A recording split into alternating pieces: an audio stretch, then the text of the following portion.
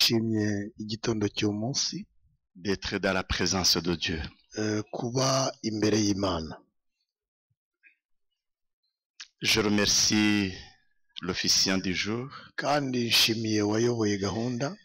et je remercie encore toutes ces personnes qui ont pensé à nous. Kandi nshimiye aba bantu bose badutekerejeho uyu munsi. Qui ont voulu partager ce moment dans la présence de Dieu bakaba bifuje kugabana cyangwa se gusangira natwe kino gihe.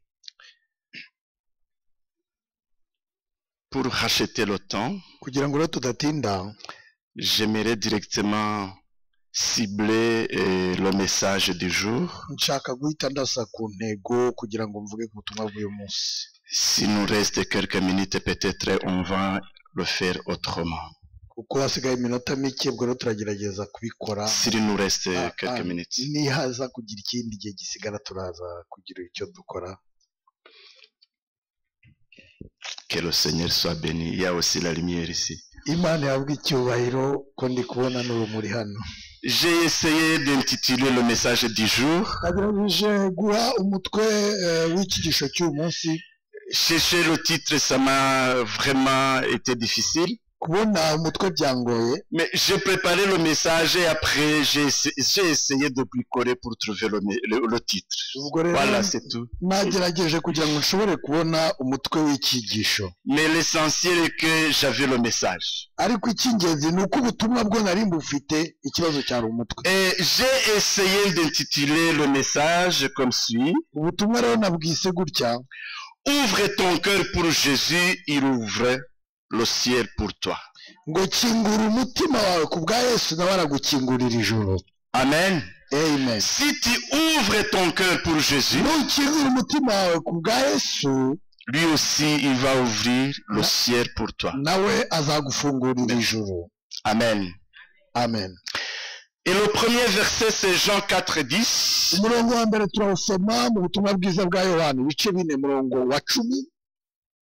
Je vais me dépêcher, peut-être il va lire après, ou bien vous allez suivre, je ne sais pas.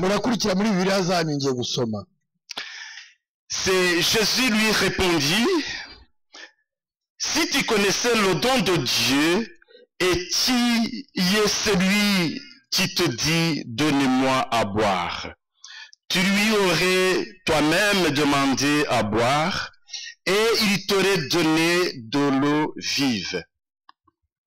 Amen. Et la petite Bible aussi, j'aimerais partager aussi avec vous, verset 16 de Jean 3, c'est la petite Bible. C'est comme ça que les gens essayent de résumer toute la Bible. Jean 3:16. Je sais que vous mémorisez comme moi ce verset.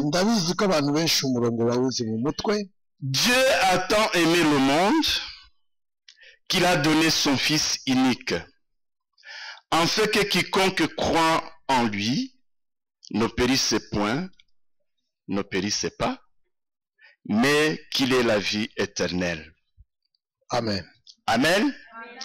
Voilà quel don aujourd'hui que je voudrais parler. Vous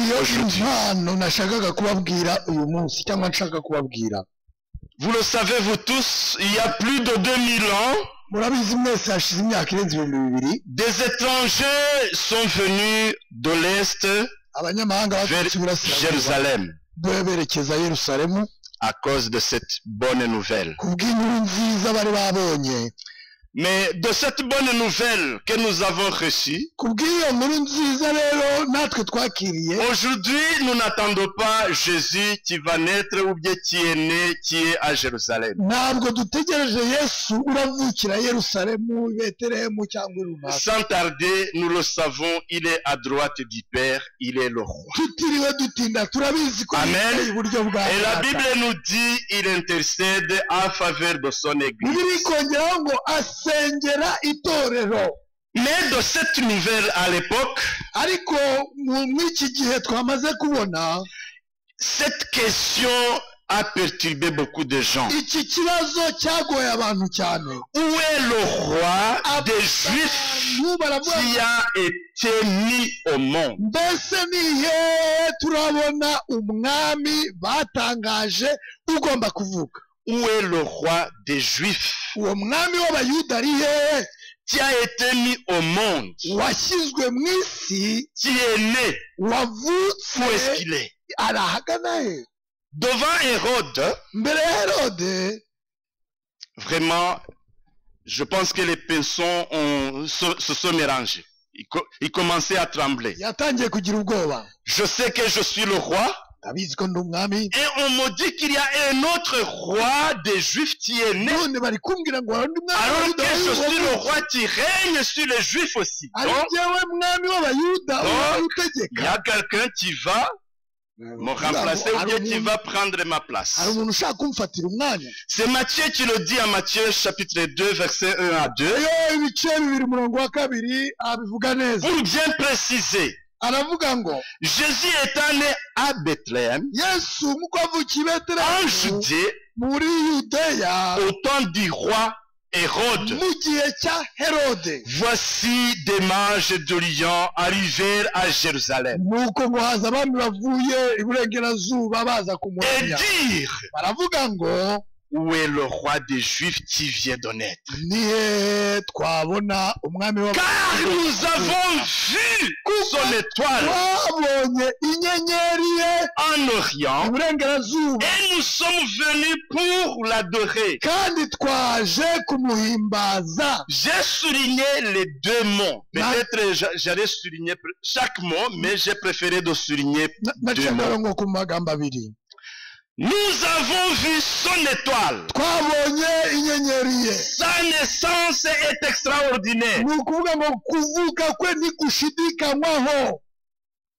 Ça a touché un événement atmosphérique.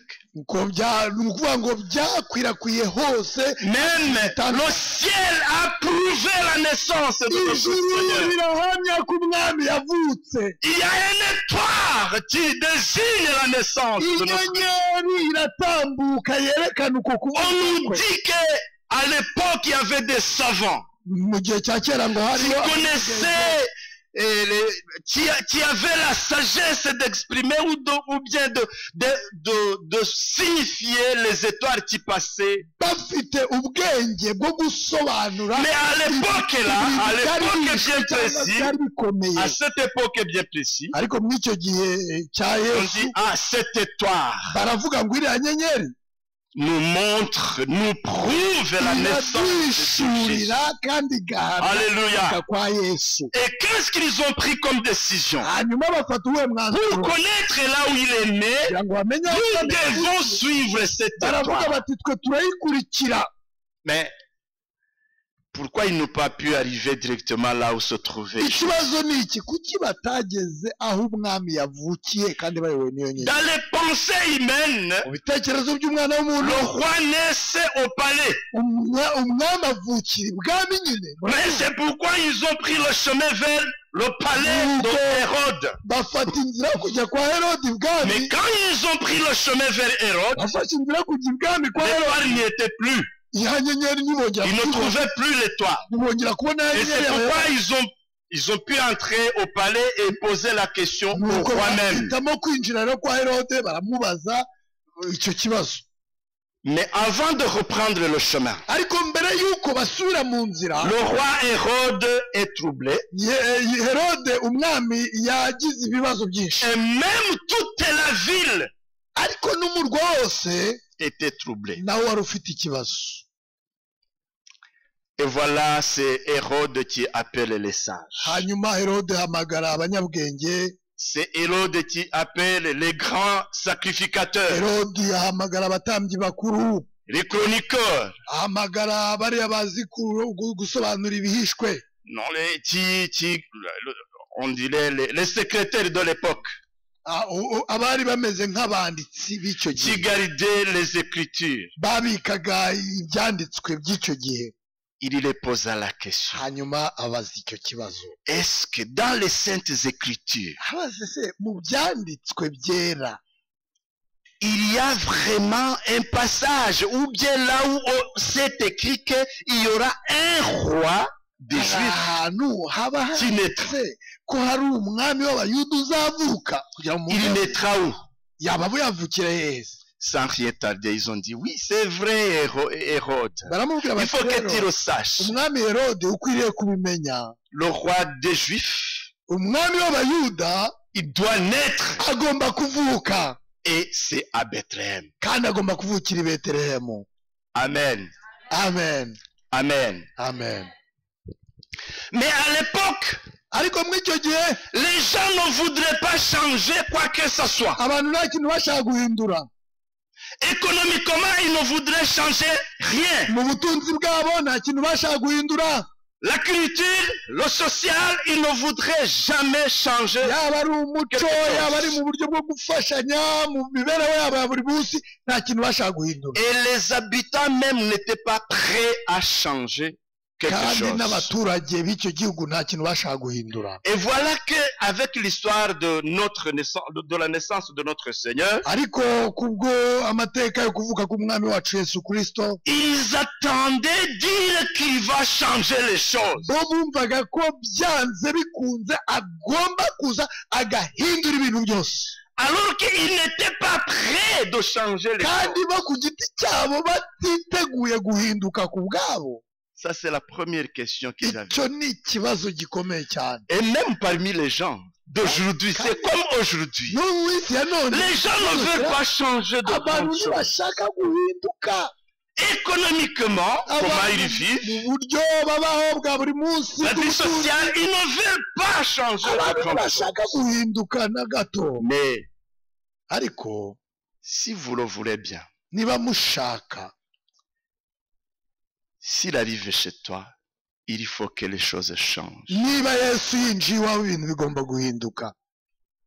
Si tu veux que les choses changent, Niba ushaka ibintu bihinduka, accepte que Jésus entre. emera ko Yesu Kristo yinjira.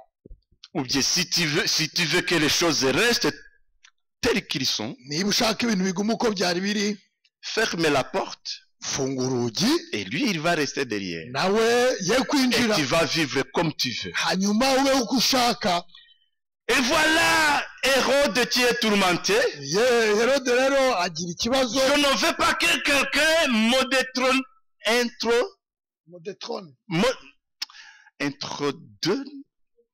me détrône, ok. Ati sinshaka ko hari umuntu uza rwose agafata ikamba ryanjye. Alors, selon l'histoire, Hanyuma rero kubw'amateka, je vais prendre des mesures. ngewe hari umwanzuro ngomba Anéantir ce projet. ngiye kwica uwo On ne mugambi. peut pas trouver un roi. Ntago umwami yaboneka. On ne va pas trouver une reine. On m'a dit que c'est un roi. Bambwiye Alors je vais réfléchir. umwami, ubwo rero ngiye Ce n'est pas kubitekereza. une reine, c'est un roi. Ntabwo ari umwamikazi ahubwo ni umwami ugomba kuvuka. Donc c'est un garçon. Ni ukuvuga ngo ni umuhungu ugomba kuvuka. C'est un garçon. Ubwo ari umuhungu rero, Alors je vais faire quoi? njyewe ngiye gukora iki ubwo ari umuhungu? Qu'est-ce qu'il a fait? Yakoze iki? Ah, vous le savez très bien. Ah, murabizi. En lui-même, il s'est dit alors, Aravuga pour ati, ne pas rater, kugira ngo tous les garçons de 10 ans, abana bose de 0 à 10 ans, je vais, kuri 0 kujya ku myaka 10. pardon, de 2 ans. de 2 ans. Abana bose Il a réfléchi, merci beaucoup. ati yatekereje mushiki wacu kuva kuri 0 kugera ku myaka 2. Il a réfléchi, c'est Hérode, il a réfléchi. Herode aratekereza, Je vais les tuer ngiye kubica bose et anéantir le projet. Et je mbamareho reste roi. uwo mugambi nguburizemo hanyuma ngume mbe umwami, nkomeze kuba umwami. Mais il a réfléchi, Ariko yatekereje nk'umuntu, il a réfléchi, aratekereza, il a réfléchi comme Hérode. atekereza nka Herode nyine, Mais il a réfléchi comme un homme. ariko yatekereje nk'umuntu Tu ne peux jamais anéantir le projet. udashobora kuburizamo umugambi w'Imana. Amen. Amen. Il est né. Yesu On a tué les enfants de yaravuze 0 à 2 ans, des multitudes. bica abana benshi cyane, Mais Jésus, il reste toujours vivant. ariko Yesu agomba kuba muzima. Dans son cœur, il était vraiment vide. mu mutima we harimo ubusa. Pourquoi je dis vide? Kuki navuga mu mutima we harimo ubusa? Il n'y avait pas l'espoir. Nta byiringiro. Les Juifs attendaient l'espoir venant de notre Sauveur. Abayuda bo bari bategereje ibyiringiro biva ku mucunguzi C'est wacu. pourquoi dans leur cœur, ils avaient soif d'attendre la bonne nouvelle. Niyo mpamvu mu mitima yabo bari bafite inyota yo kumva no kwakira. Même aujourd'hui, il y a les gens qui attendent la bonne nouvelle. N'uyu munsi ari abantu bategereje inkuru nziza, Assoiffés. bafite inyota. Mais à cette époque, Ariko muri icyo gihe pas mal de gens, abantu benshi cyane dans leur cœur, mu ils mitima étaient yabo vides. hari mu busa.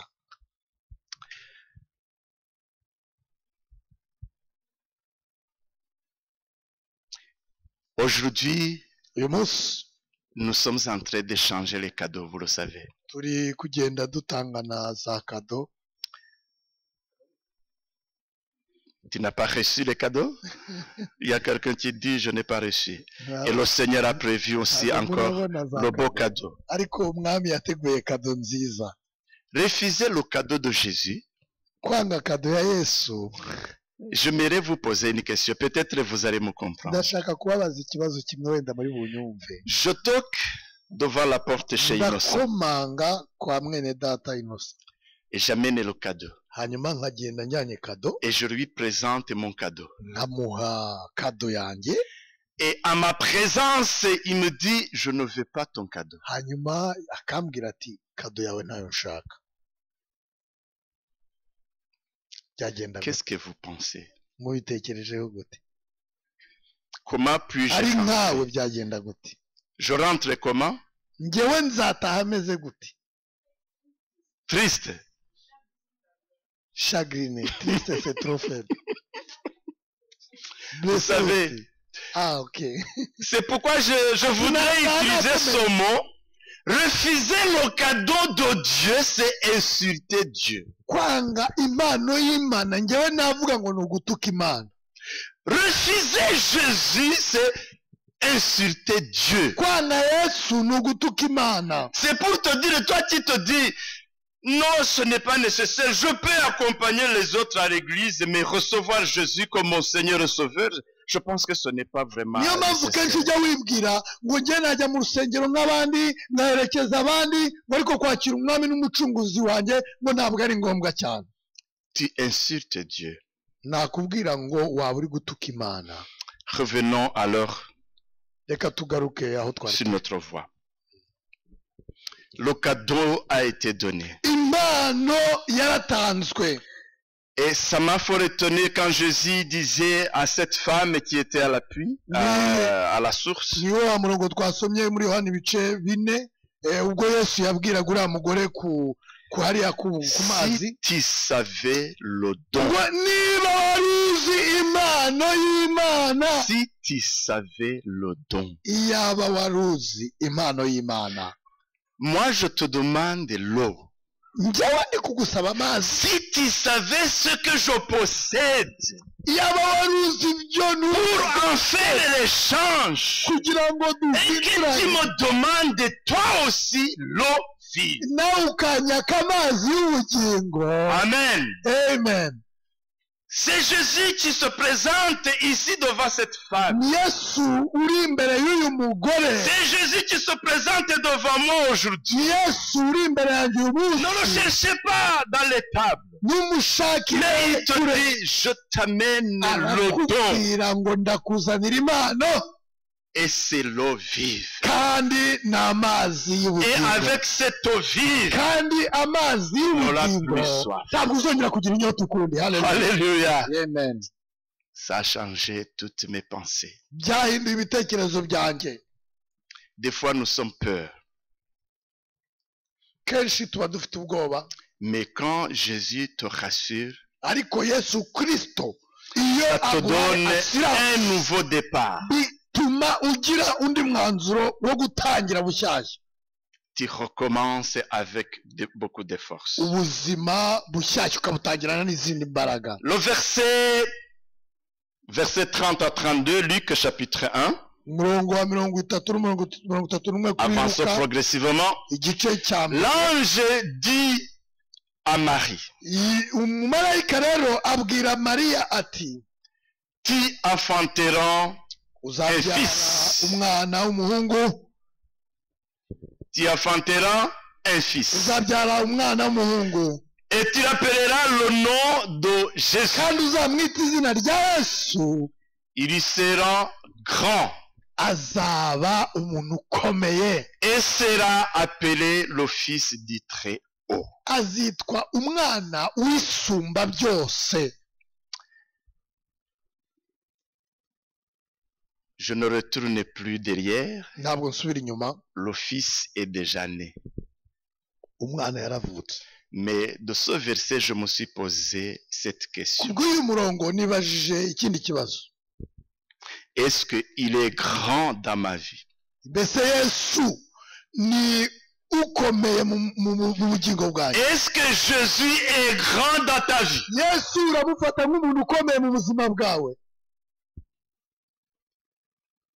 À cause de la malignité du Satan, Kubw'ubushukanyi cyangwa à uburyarya bwa l'époque, Satani. à cette époque, les gens aveuglent les autres. Donc, on est aveuglé par les cadeaux de commerce. Abantu bashobora kugira ubuhumyi bw'ibintu babona cyangwa za kado cyangwa Et même en iby'abacuruzi. Israël, il y a les gens qui disent, oui, Jésus est né chez nous, il nous donne que des richesses, mais donc vous venez ici pour nous amener les devises, je ne sais pas quoi. Abayuda bakavuga bati twebwe dufite amahirwe, umwami yaratuvukiye, mwebwe mugomba kuza muzanye ku bihumbi Et ce byacu. verset nous dit, il est grand. Ariko ijambo ryatubwira ngo Yesu hano ni umwami Et il dit, il est très haut. kandi ngo ni mukuru cyane, arakomeye, Il est le fils du Très-Haut. umwana w'isumba byose.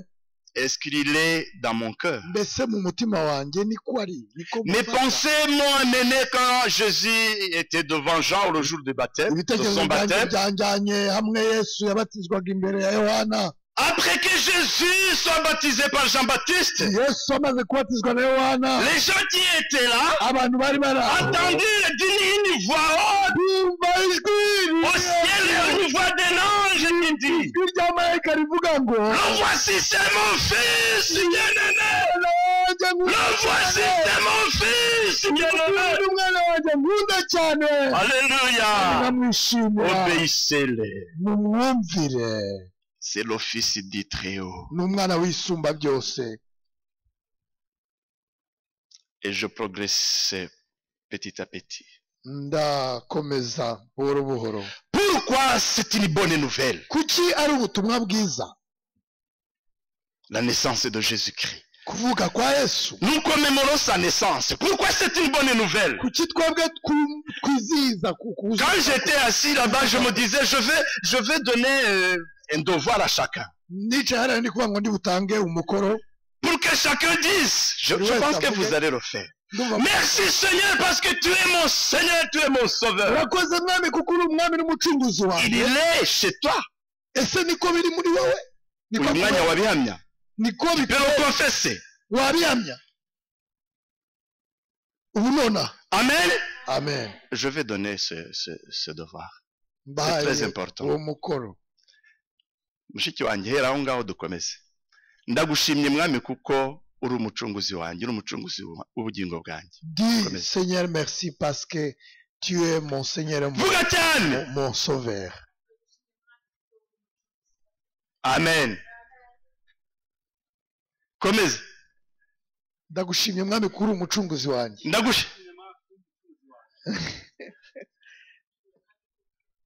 Amen. Merci Seigneur parce que tu es mon Sauveur. Amen. Amen. Amen. Merci Seigneur parce que tu Amen. es mon Sauveur et mon Seigneur. Amen. Et toi aussi tu peux le témoigner. Amen. Umwami n'umucunguzi wanjye. Amen. Ubyongereho, ajoute. Tu es mon Sauveur, mon Seigneur et mon roi. Tu peux répéter à haute voix. Tu peux répéter. Et mon Amen. Seigneur. On continue. Tu es mon sauveur. Ouais. Amen. Amen. David, on fait vite. Amen. Amen.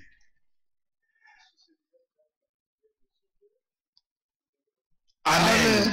Amen.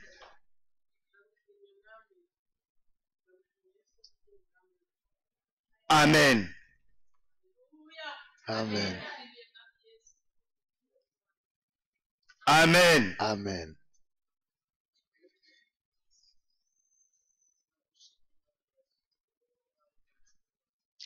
Amen. Amen.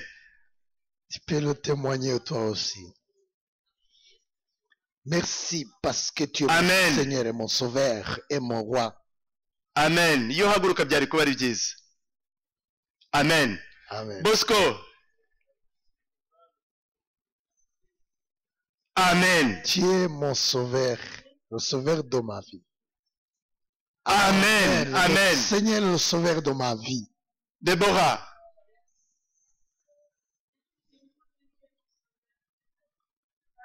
Amen. Mon roi et mon sauveur. Amen. Amen. Hallelujah.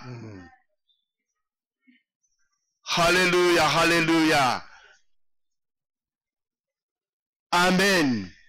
Merci Seigneur car tu es Hallelujah. Hallelujah. Seigneur et mon Roi.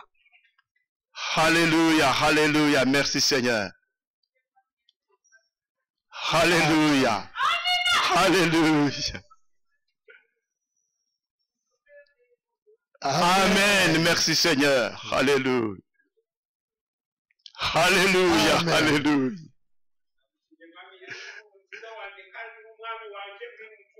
Hallelujah. Hallelujah. Les jeunes. Hallelujah. Hallelujah.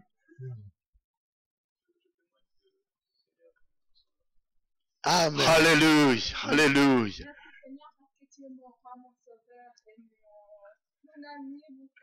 Amen. Amen. Amen. Amen.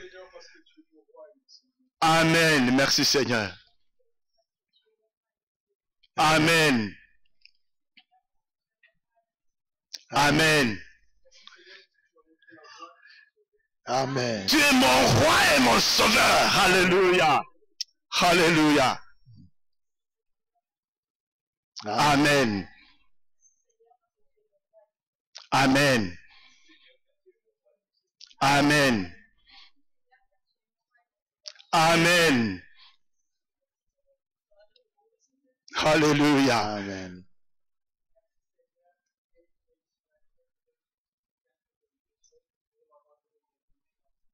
Amen. Alléluia. Amen. Amen. Merci Seigneur parce que tu es le Seigneur des Seigneurs et que tu nous as permis de se réunir ici dans ta maison car tu es mon amour, mon bien-aimé, mon consolateur, mon meilleur ami fidèle, à toi la gloire pour l'éternité. Amen. Amen. Mon sauveur et mon roi. Amen.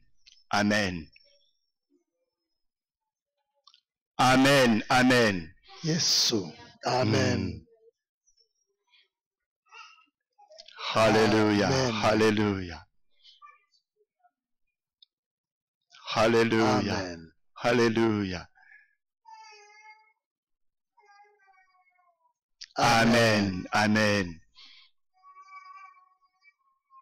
Amen.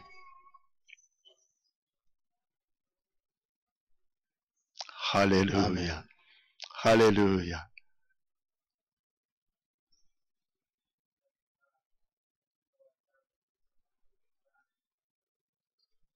Amen. Amen.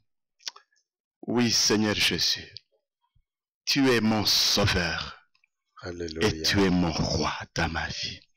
Sois béni, Seigneur. Amen. Que le Seigneur soit béni. kuko uri umwami n'umucunguzi wanjye. Amen. Et la Bible nous dit, biravuga ngo Marie mit au monde son fils premier-né, mariya abyara umwana w'umuhungu et le maillota et le coucha dans une crèche. nuko amubyarira ngo mu kirugu Parce qu'il n'y avait pas de place pour eux dans le terrerie. atari hari umwanya wabonetse muri C'est Luc hoteli 2, verset 7. ni muri Luka ibice 2:7 Ici, il a souligné, il n'y avait pas de place. nta wundi mwanya wari Mais j'aimerais vous dire, mes amis, ariko ndashaka nous devons avoir une place à nous twebwe pour dukwiye notre kubona Sauveur. umwanya mu Alléluia. Kristo Yesu Kristo Nous devons avoir une place twari pour notre dukwiye Sauveur. kubona umwanya wa Yesu mu bugingo bwe Et la Bible nous dit, biravuga ngo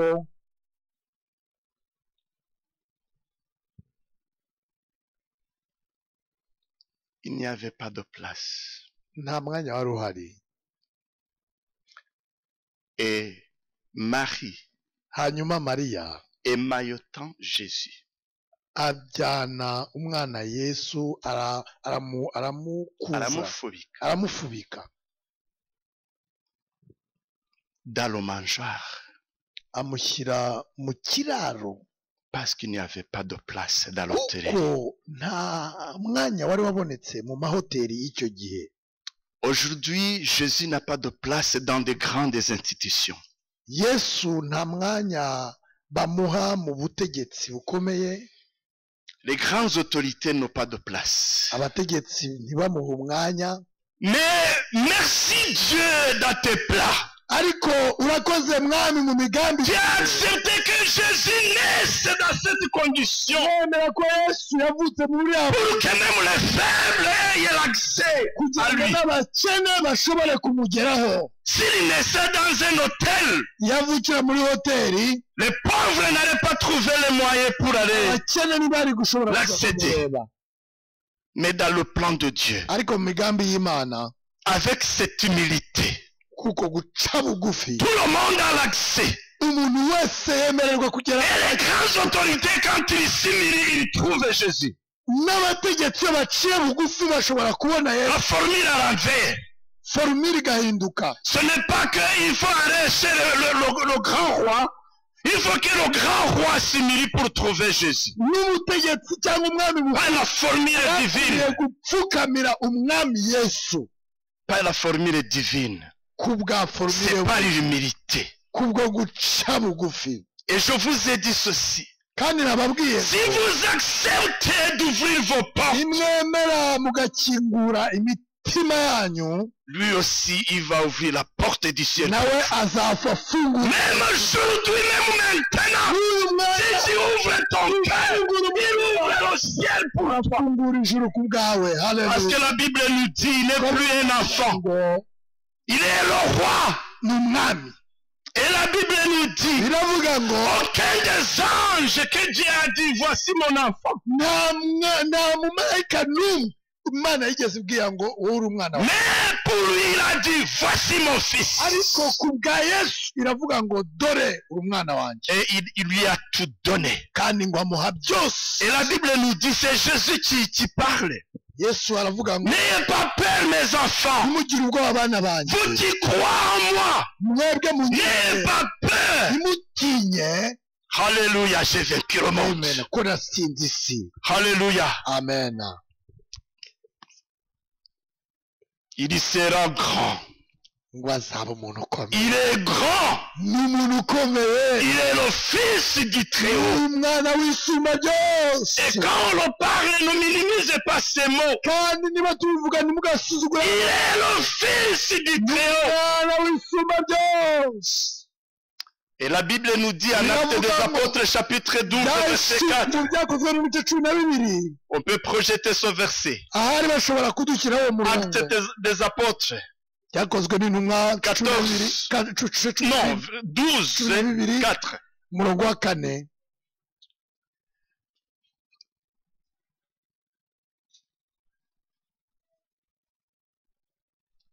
C'est ça? Byakozwe n'intumwa Non. ibice 12. Inverse. 4, 12. Inverse pour voir. Voilà. On y arrive. ni ibice 4 umurongo wa 12. Il n'y a de salut en aucun autre. nta handi agakiza gaturuka Car il n'y a sur le ciel aucun autre nom qui a été donné parmi les hommes par lequel nous devions être sauvés. amen Amen. amen En aucun autre nom. nta wundi agakiza kabonerwamo kuko nta rindi zina munsi y'ijuru ry'aba bantu dukwiriye gukirizwamo. amina. Vous savez, Jésus, il est venu rencontrer les hommes tels qu'ils sont. yesu yaje guhura n'abantu uko bari. Il est venu pour condamner le péché, yaje guciraho iteka icyaha, mais pour libérer le pécheur. ariko kugira ngo akize umunyabyaha. Amen. amen. Et la Bible nous dit, bibiliya tubwira ngo, vous le savez, mes amis, je ne sais pas comment vous pourrez enseigner Noé sans enseigner l'œuvre de la croix. C'est difficile et je vous le dis. ko ntashobora kwigisha. Et même c'est pourquoi les théologiens te diront, Jésus avait une seule mission. yaje rero ku bwa misiyo imwe Yesu. Il a accompli dans les étapes différentes. La naissance, la vie, la croix, l'ensevelissement, la résurrection et la montée vers le ciel. no gusubira mu ijuru kwe. La seule mission de sauver l'humanité. muri misiyo imwe yo kugira ngo acungure isi.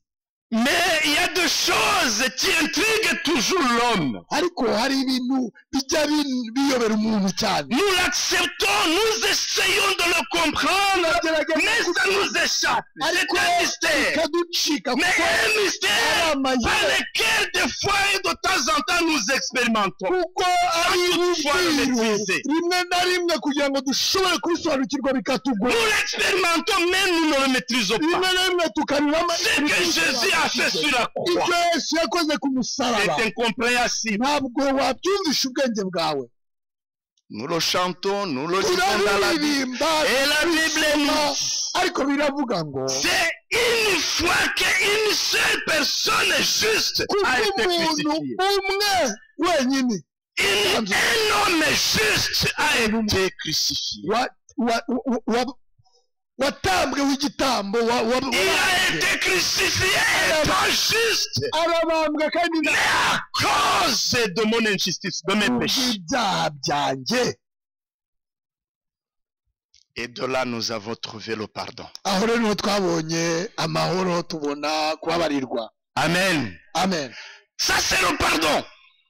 Ce n'est pas encore le salut. ni ukubabarirwa, agakiza ni karaza. Ça, c'est le pardon. ni ukubabarirwa. Quand est-ce que nous avons eu le salut? none agakiza kaje ryari? Le jour de la résurrection. ku munsi wo kuzuka. Il est ressuscité. yarazutse. Et nous aussi, nous de même. natwe rero Nous qui étions morts avec lui à cause de nos péchés. twapfuye ku Nous sommes ressuscités avec lui. Et nous avons la vie éternelle. dufite ubugingo Il est venu pour nous donner la vie bw'Imana kugira ngo éternelle. aduhe ubugingo C'est bw'iteka. pourquoi il est différent. niyo mpamvu atandukanye n'abandi. haleluya. Nous étions pauvres dans nos péchés. Nous étions loin de l'espérance. twari abatindi n'abakene bo kubabarirwa, twari Esclaves du kure péché. y'ibyiringiro, twari tuboshywe n'ibyaha. Mais il est venu pour nous libérer. ariko Yesu aza kuducungura. Si je vous ai posé la question, iyo niba nabajije ikibazo, ou bien de répéter ces mots, nkabasaba ngo musubiremo ayo magambo, si Jésus est mon sauveur, niba et mon Yesu ari Seigneur, je ugucunguza ne suis plus esclave. akaba n'umwami wawe, Alléluia. ntabwo nyiboshye, Tu n'es plus esclave du ntabwo péché. nyiri imboyi. Il est venu pour te libérer. C'est ça la bonne nouvelle du salut. bwiza C'est ça la bonne nouvelle. yaje kugira ngo ucungure. La bonne nouvelle, ce n'est pas ubutumwa bwiza mettre des cadeaux sous les sapins, ntabwo ari ugushyira amakado kuri acheter des bons habits, c'est une bonne chose. kuri sape harya bayita ngo iki Ikirugo, agiti cyane, mais tout le monde le comprend. bose babyumva. L'essentiel, ce n'est pas avoir des sapins chez nous. ntabwo igikuru ari ukugira L'essentiel, c'est d'avoir la lumière de Jésus dans nos cœurs. Alléluia. Il est venu avec la lumière. Alléluia. Haleluya. C'est pourquoi nous avons cette lumière à nous. niyo mpamvu dufite urwo Quand rumuri nous avons cette lumière, nous ne marchons pas dans l'obscurité. urwo rumuri Et nitugendera la parole de Dieu nous kandi dit, ijambo en ry'Imana Psaume 119, verset 105, muri psome y'ijana na cumi n'icyenda zaburi le Psaume 119, verset zaburi ijana na cumi n'icyenda 105. umurongo w'ijana na gatanu. Essayons de regarder avant de dire. Le Psaume 119.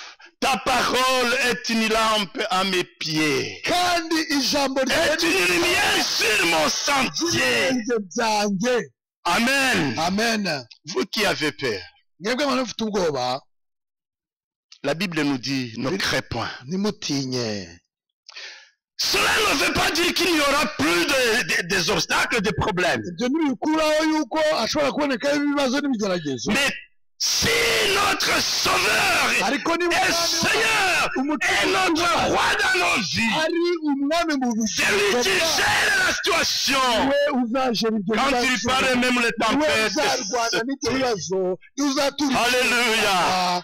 Et la Bible nous dit, il a dit aux vagues et aux océans, tais-toi. niwe uturisha Alléluia. imiyaga. Il est venu pour nous donner du repos. Alléluia. baduha amahoro. Recevez la paix de Dieu. mufate amahoro ya Yesu. Il est venu pour vous donner mwakire la paix. amahoro ya Yesu ko yaje Il est venu pour vous donner la paix. kugira ngo aduhe Recevez la paix. akira amahoro ya Yesu uvuga ngo ndayakiriye. Amen. Il est venu pour ça. yaje kubw'ibyo.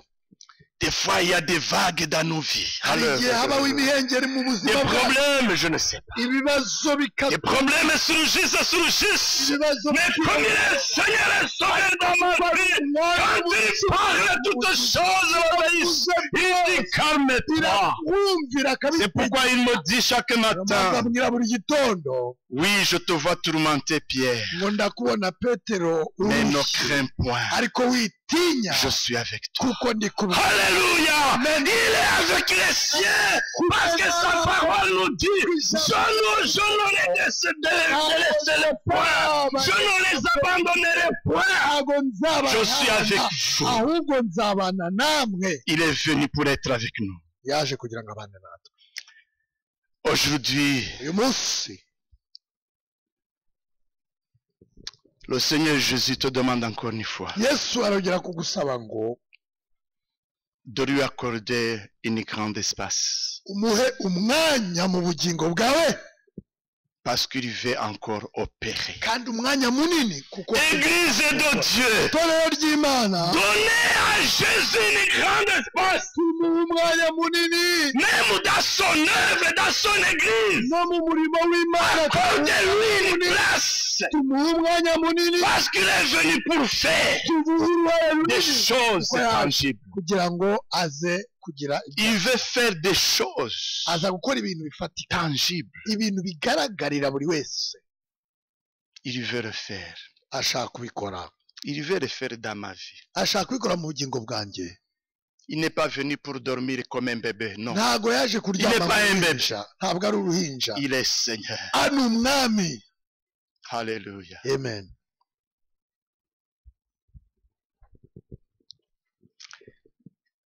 Lisons en Philippiens chapitre 2, verset 9 igitabo à 11. cy'Abafilipi dusome. Au fait, dans ce verset, il nous dit, muri uwo murongo hatubwira iki? il est grand, comme l'ange l'a annoncé. ni mukuru nk'uko marayika yabivuze. Ce n'est pas comme les prédicateurs le disent, ntabwo ari uko mais comme le ciel le témoigne. babivuga, Il est grand. ahubwo ni uko ari ku ijuru ribihamya. Philippiens chapitre 2, de 9 à 11. ibice bibiri umurongo wa 9 kugera. Et dans ce verset, il nous dit, il a été méprisé, bafoué et mis à mort. Yarasuzuguwe, arakubitwa, aratukwa, ndetse ngo arabambwa. Mais il y a quelque chose qui est caché dedans. Ariko hari ikintu cyihishe muri ibyo. Mais Dieu l'a élevé très haut. Ariko Imana yaramuzahuye. Notre Dieu l'a élevé très haut. Cyane. Et la Bible nous dit, notre Dieu est souverain. Kandi bibiri katubwira ngo umwami wacu Tu allais discuter avec Dieu pour lui dire, ah Dieu, tu devrais le faire autrement. Il est souverain. Il est souverain. Dieu l'a élevé très haut. Et lui a donné le nom qui est au-dessus de tout nom. Et quand il a donné la mission à ses disciples, le cachet qu'il les a accordé, c'est le nom seulement de Jésus. Allez chasser les démons au nom de Jésus. Allez imposer les mains sur les malades au nom de Jésus. Et les miracles vont se produire. Si vous chassez les démons au nom de Jésus, les démons vont partir. Et si vous le saviez même, il les a dit, vous faites de miracles plus que moi. Mais toujours au nom de Jésus. Parce que Dieu l'a élevé très haut. Et lui a donné le nom qui est au-dessus de tout nom. Afin qu'au nom de Jésus se plie tout genou. Et que toutes les langues reconnaissent que Jésus est Seigneur. Les anglophones. Les swahiliphones, on le dit. Ah bon, je tombe bien. Baswahili. Ah, Baswahili. Abavuga Lingala. Les gens qui parlent. Les gens qui parlent les mais que toutes les langues confessent qu'il est Seigneur. Alléluia. Ils reconnaissent que Jésus est Seigneur. Et la Bible nous dit, à la gloire de Dieu le Père. Amen. Alléluia. Ce ne sont pas des plaisanteries que je vous donne. Il est Seigneur. Il est Seigneur. Je ne sais pas si tu n'as pas encore le réalisé dans ta vie. Mais il faut que peut-être tu le réalises aujourd'hui. Que tu le veilles ou pas. Il est Seigneur. Il est Seigneur. Mais ça serait bon que tu l'acceptes. Et que tu l'accueilles dans ton cœur. Il est Seigneur. Oh Jésus, tu es Seigneur. Tu es Seigneur. Dans ma vie, tu es Seigneur. Dans tout ce que tu fais, tu es Seigneur. Jésus, tu es Seigneur. Répétons Matthieu 2, encore un verset à 3. Chapitre 2, verset 1 à 3. Après que Jésus fut né à Bethléem, quand je lisais, je ne sais pas comment vous lisez la Bible, mais moi peut-être je le lis autrement. Et quand je lisais ici, même avec ces quelques mots, je me dis, quand Jésus fut né à Bethléem, il faut qu'il naisse dans ma vie, dans ma famille, parmi tous les miens. Il faut que Jésus naisse là-bas. Il faut que Dieu le sache et qu'il le planifie. Les mages arrivèrent dans l'Orient à Jérusalem et dirent, où est le roi des Juifs qui a été mis au monde? Vous voyez, j'essaie de fois utiliser des différentes versions. Car nous avons vu son étoile en Orient et nous sommes venus lui rendre hommage. L'ayant appris, Ba- le roi Hérode fut troublé Herode amaze kubyumva rero et tout Jérusalem avec lui. kandi ab'i Yerusalemu bose nabo bahagarika umutima. Je voudrais vous poser cette question. Nshaka kubaza ikibazo, Est-ce qu'il y a l'incrédulité ese pas. kwinangira imitima cyangwa Est-ce que l'incrédulité était logique? ese kwinangira imitima kwabo kwari gufite impamvu? Posons-nous la question aujourd'hui et maintenant. Natwe twibaza icyo kibazo kandi n'aka ka mwanya Pour ce récit ku bw'aya magambo de la visite des mages venus pour adorer l'enfant Jésus, bw'abanyabwenge bagiye gusura Yesu bamushyira imibavu humura neza no kumuramya. il y avait la cruauté semblable chez Hérode Hari uriya mwami Herode mubi et cyane des folies qui ont surgi en lui n'ibindi bisazi byaje kuza muri we, avec ce qui s'est passé. muzi ku buryo yisha abana nyine uko twabivuze. Juifs de promesse, je m'adresse à vous. Abayuda b'isezerano, Depuis que tu es sous la domination du roi Hérode, igihe cyose umaze uyoborwa na Herode, sache qu'aujourd'hui le Sauveur nous est né. umenye ko umwami Yesu Kristo yatuvukiye. Ça fait beaucoup de temps que tu es sous la domination de Hérode. Igihe ni kinini Herode agutwara. Même si Hérode est troublé, Nubwo Herode yaba afite ibibazo, peut-être un groupe qui était tout près de lui de même. kandi nubwo n'abamuri iruhande bari bafite ibibazo bahagaritse imitima nawe, Ils n'ont rien pu faire. ntacyo bashoboye gukora. La seule solution, c'est de laisser le roi des rois entrer. Igisubizo ni ukureka gusa Aujourd'hui, le Sauveur nous est né. C'est la bonne nouvelle. akabona umwanya mu bugingo bwacu. Vous savez, Murazi, des fois, nous nous rappelons ce que le Seigneur nous a dit. hari igihe twibuka ibyo Imana yatubwiye. Avec ce message, Hamwe n'ubu butumwa, on venait de faire 700 ans hari hashize imyaka 700 que le prophète disait à Bethléem, umuhanuzi il n'est pas le roi des Juifs. hazavukira umwami w'Abayuda. Avec 600 ans, Imyaka 600 rien n'a empêché que 700 ans, nta kintu le Sauveur vienne. gihindura yuko umwami agomba kuvuga ko byari byarahanuwe. Rien ne peut empêcher l'accomplissement de ce que le Seigneur a dit. cyakuraho umugambi w'Imana ku Alléluia. Alléluia.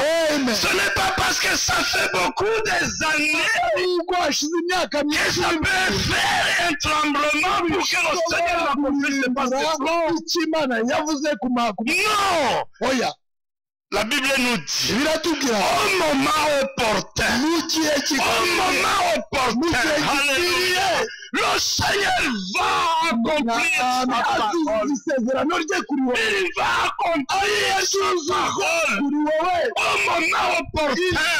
Même si c'est 600 ans, même si c'est 680 ans, mais à 700 ans, le Seigneur va venir. ariko umwami yagombaga kuvuka Et il va accomplir kandi ses plans. azasohoze umugambi we. Il y a eu beaucoup de gens qui ont passé. Hari abantu benshi batambutse Et des autres qui ont pensé, qui n'abandi ont passé. batambutse, Mais ariko la parole de Dieu ijambo ry'Imana reste toujours. ntirihoraho ntirihinduka, Rien ne peut effacer sa nta parole. kintu cyasibira, Rien ne peut l'étouffer. nta kintu Elle reste vivante. cyagabanya cyangwa ngo ririfungire, Et au jour J, rihora rizima. Umunsi waryo wageze rirasohora. c'est la parole de Dieu. Ni ijambo ry'Imana. Et les autres, quand ils regardaient cette promesse, Abandi bareba ku iryo sezerano, il y a les autres qui disaient, baravugaga bati, et même il y a des témoins. hari n'abahamya, Les premières prophéties allaient dans les 1000 ans. ubuhanuzi bwa mbere buvuga ku bwa Yesu ngo bwabaye imyaka 1000 mbere y'izuka, 1000 ans avant Jésus-Christ. imyaka 1000 mbere yo kuvuka. Mais à 700 ans, Ariko ku myaka ils se 700 disaient ça, c'est très proche un peu. bakavuga ngo umenya Oui, attendons gatoya, ngo reka dutegereze nano. Après 1000 ans et 700 ans, il y a 300 ans. Hagati y'imyaka 1000 harimo Sans qu'il y ait encore la prophétie qui parlait de Jésus. na Mais quand la parole prophétie est sortie, ariko igihe ils ont dit ubuhanuzi oui. busohotse Quand Dieu parle, imana ubwo il assiste sa parole, il l'accompagne jusqu'à son accomplissement. Alléluia. kugeza igihe rizasohorera Il va l'accomplir. azabikora. Mon frère, mwene data, peut-être tu as peur. ushobora kuba ufite Moi, de même, il m'arrive. ubwoba, nanjye Ça m'arrive d'avoir peur. nanjye nkagira Je ubwoba, te le dis. nanjye ndabikuhamiriza. Mais quand nous avons cette grâce de tourner notre regard vers le ariko Seigneur, tugira ubuntu tukareba il nous dit, je tiens ma parole et je l'accomplirai. Ce que je t'ai dit, je le ferai devant toi. Ce que je t'ai donné comme parole, je le réaliserai, tu le feras. Et je me dis merci Seigneur. nanjye nkavuga ngo urakoze mwami. Et je vois ce Siméon nkabona qui simeyoni priait tout le temps. wasengaga Il avait la parole de Dieu. afite ijambo Il ry'imana partira après avoir reçu amaze la kubona grâce des Juifs. yesu kirisito mu maboko amufashe. Et c'est un jour, mbese mwaravuga on amena Joseph et Marie amena Jésus. mariya na Et il trouva Siméon dans le temple. bamusanga mu rusengero. Comment il a prié? asenga gute? Il a prié entre ses mu mains. biganza bye afata yesu Et puis il dit, aravuga ngo oh Dieu, merci. imana warakoze Maintenant tu peux laisser mon serviteur usezerera ku partir bwawe en paix. akigera Parce que je viens de voir le salut des Juifs avec mes propres yeux. Alléluia. Ce que tu as promis, je viens de le voir. maze kubibona Maintenant je peux partir en paix. noneho ushobora kwigendera amahoro. Alléluia. Amen. Ce que tu m'as promis, ibyo wanyemereye c'est le salut des Juifs. agakiza k'abayuda Que je ne partirai pas sans voir le salut des Juifs. agenda nabonye agakiza Et k'abayuda maintenant tu viens de le faire. none umaze Tu peux me kubigendera laisser partir. umaze kubikora ushatse wareka nkigendera. Alléluia. Amen. Vous savez, murabizi des fois le temps nous fait peur. hari igihe kidutera ubwoba, Et des fois je me dis, hari n'igihe nanjye nibwira ngo maintenant j'ai dépassé la moitié d'un siècle. maze kurenza imyaka Et Dieu, il me restait combien de temps? hano mbese hasigaye imyaka Ça c'est ma ingahe? question, mais c'est Dieu qui a le temps. ndabyibaza ariko imana nizi ibiri imbere yawe. Moi je n'ai pas le temps. njyewe ntabwo Je vis dans le temps de njyewe Dieu, mba mu gihe cy'imana mais je n'ai pas le temps. ntabwo njyewe mfite igihe Parce que je ne peux pas ordonner le temps. kuko ntategeka Dieu igihe. me donne les miettes de son temps. imana ima C'est Dieu qui a kutuvugukira le igihe temps. niyo ifite Et dans son temps, mu gihe cyayo il rero me donne le temps. ikama igihe Et dans son temps qu'il me donne, igihe rero il imana réalise ses plans. igakora Alléluia. ibyo Dans le temps qu'il t'a donné, c'est lui qui réalise ses niyo plans. izi ibyo igomba gukora Alléluia. mu mugambi Et des fois, wayo. je me tracasse. nanjye rimwe na rimwe nkagira Et quand ubwoba. j'ai eu cette grâce de prier, ariko ngira ubuntu bwo gusenga c'est comme si l'enfant pleure, nako kuko umwana pleure. arira Moi aussi, comme un enfant, je pleure nanjye devant Dieu. nasengaga ndi Et kuvugira des fois, les imana parents, hanyuma nk'uko mais ici ababyeyi en bakunda Europe, mais kuvuga chez nous, des fois, quand tu pleures, au lieu de te caresser, on frappe. iri iwacu muri afurika iyo umwana Mais ici, quand tu arize baramukubita Ma ariko hano bakamuha chérie, za kale. chérie, ici c'est chérie. Hano Mais je pense que c'est bien Hano pour ni la chérie. Bible. nk'uko Et bibiliya la nayo parole de Dieu avec toute sa douceur, ijambo elle ry'imana descend na sans duteri que yaryo personne soit à côté de toi, tu commences à sentir quelque nari chose, mfite tu ubwoba regardes, tu ne vois wundi rien muntu avec uhari les yeux, tu vois la lumière, tu ouvres les yeux, tu vois qu'il n'y a pas de hanyuma lumière, urumuri oui, rugafungura il y a la amaso présence de quelqu'un que je ne vois nashaka pas, kureba ko et hari umuntu après w'abandi tu écoutes avec simubone les oreilles, mais pas ça, amatwi yanjye avec akumva les oreilles ariko spirituelles, rero amatwi quand y'umubiri une voix qui te amatwi dit, y'ubugingo calme-toi, ikamubwira ngo tuza calme-toi, erega tuza je vais le faire. ndabikora. Vous savez, quand tu attends cette voix, iyo wumvise tu iryo sors sans problème. Tu sors nta avec kibazo toute la joie. ufite ugasohoka Parce que le Seigneur est là. kuko imana ihari kuko Si ariyo nous restions dans la yatuvugishije. présence de Dieu comme David a prié. nk'uko ngo dawidi yasenze turi mu buntu Quand tu es tout près de Dieu, turi imbere il n'y a y'imana plus de problème. tuba turi kure Mais y'ikibazo. quand il commence à t'éloigner, Ariko turi kure y'Imana, ah, c'est là où le Satan aussi commence à te aho frapper. atangira kudukubita.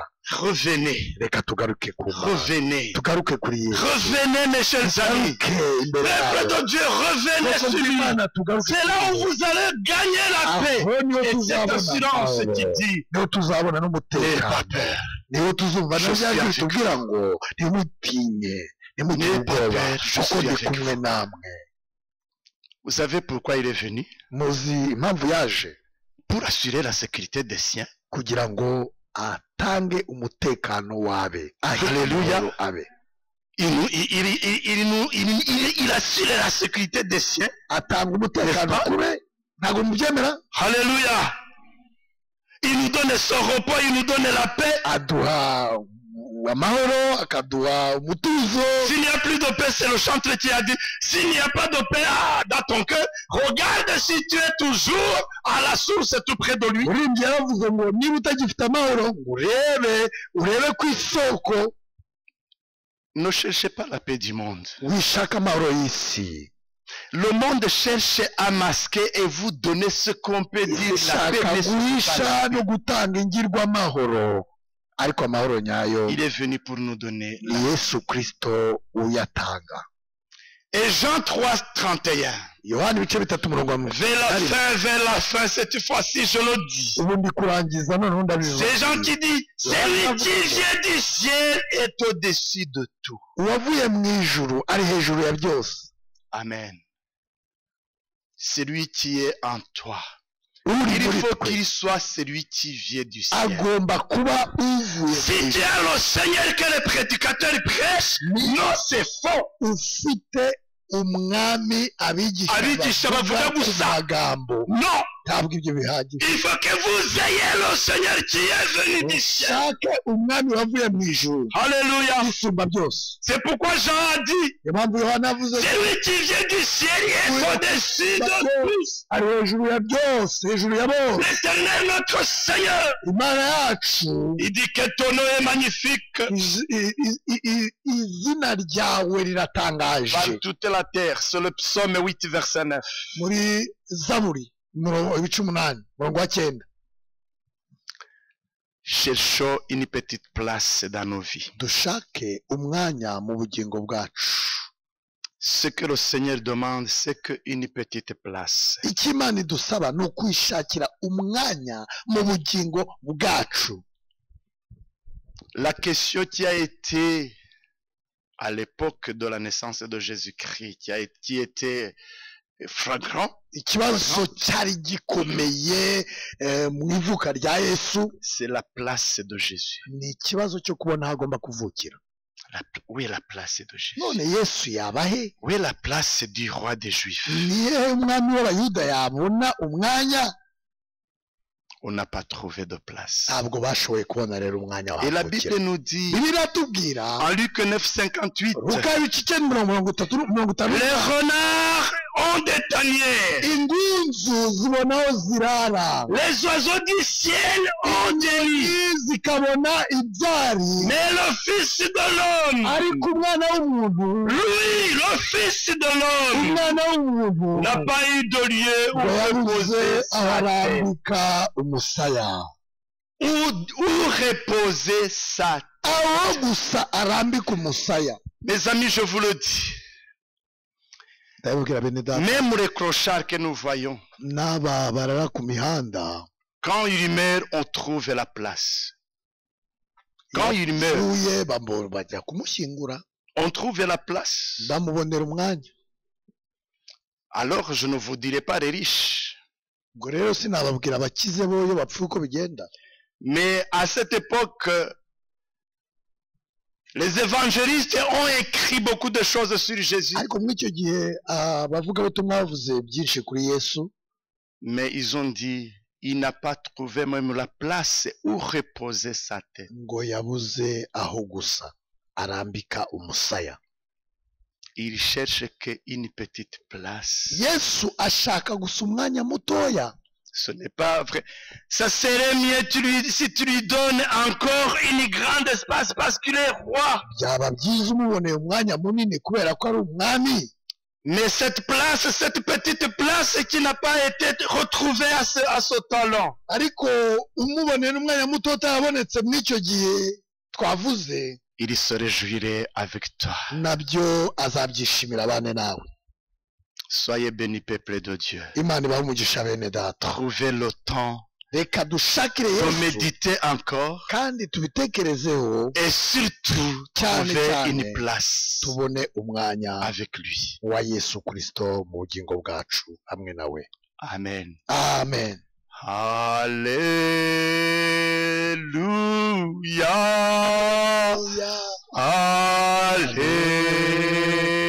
Alléluia.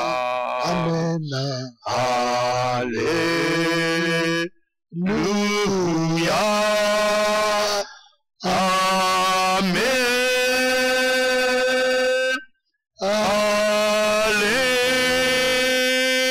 Alléluia.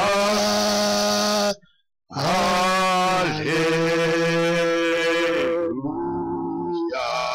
Amen.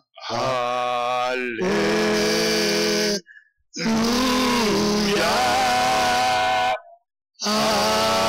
Amen. Mettons-nous debout, nous allons prier. Reka duhaguruke dusenge Imana. Alléluia. Alléluia. Bartimée un jour a crié, fils de David. Barutimayo umunsi umwe yaratatse aravuga ngo Yesu mwene Dawidi. Ça c'est le nom et le titre royal de Jésus. Iryo ni izina kandi navuga ngo izina ry'ubwami bwa Yesu. C'est le fils de David. Bamwita C'est Bartimée qui le disait. Yesu mwene Dawidi nk'uko Barutimayo yabivugaga. Et les disciples et la foule voudraient étouffer la voix de Bartimée. Ariko nubwo abigishwa cyangwa abari abantu bose bari kumwe na Yesu bashakaga kuburizamo umugambi la wa voix de Bartimée. bashaka gucecekesha Barutimayo. Mais dans cette foule, Jésus a entendu quelqu'un qui dit, fils de David. Yesu yumva umuntu uvuga ngo Yesu mwene Dawidi. Ah, il n'allait pas sans écouter quelqu'un qui lui Ntabwo appelait yagombaga dans son nom. gutambuka atabanje kureba umuntu. Quelqu'un qui m'appelle fils de David, je dois le regarder. Umuntu wamamagaye ngo Yesu mwene Dawidi ngomba kureba uwo ari we. Bartimée était aveugle physiquement. Barutimayo yari impumyi, Mais il voyait avec le jeu spirituel. ariko yarebeshaga amaso y'umwuka. Alléluia. Amen. Il a crié, Arataka ngo fils de David. Yesu mwene Dawidi Et après, unkize. les gens qui étaient avec Jésus disent, Hanyuma bari kumwe na Yesu baravuga ngo bon courage, lève-toi, il t'appelle. baravuga ngo haguruka ngo ari Bon kuguhamagara courage, il t'appelle. ngo gira imbaraga ngo haguruka. Mon frère, Mwene ma soeur, bon courage, le Seigneur t'appelle. haguruka Yesu ari Bon kuguhamagara. courage, il t'appelle. Imbaraga ari kuguhamagara, Il t'appelle. araguhamagara. Vous savez ce qui s'est passé. Muzi ko byagenze? Il a retrouvé la vie. Yarabonye, Il yarakize, a amaso retrouvé la vie. yarahumuka. Amen. Amaso yarahumutse. Éternel Dieu, Mana yacu, nous nous humilions devant toi. duciye bugufi imbere yawe. Nous nous humilions devant ta parole. Duciye bugufi imbere y'ijambo ryawe. Parce que tu voudrais nous communiquer Kuko washatse cette kutubwira parole vivante. ijambo ryawe ukaduha ijambo rizima. Cette parole traversante qui guérit. Ijambo rihinguranya kandi rikiza. Qui opère le changement. Ijambo rihindura. Qui nous donne cette autorité de marcher et de vivre. Ubutware bwo Tout en sachant que tu es notre sauveur. bwo kubaho kandi Et que tu es notre Seigneur dans nos vies. Amen. Umucunguzi w'ubugingo bwacu n'ubuzima bwacu. Seigneur notre Dieu, Mwami Mana yacu, nous ouvrons toutes les portes de nos cœurs. dufunguye amarembo y'imitima yacu. inzugi Ouvrez la porte du ciel pour chacun. nawe ufungure irembo ry'ijuru ku bwa buri muntu Je prie, Seigneur Dieu, ndakwinginga mana pour mon frère, pour ma soeur, ouvre la porte du ciel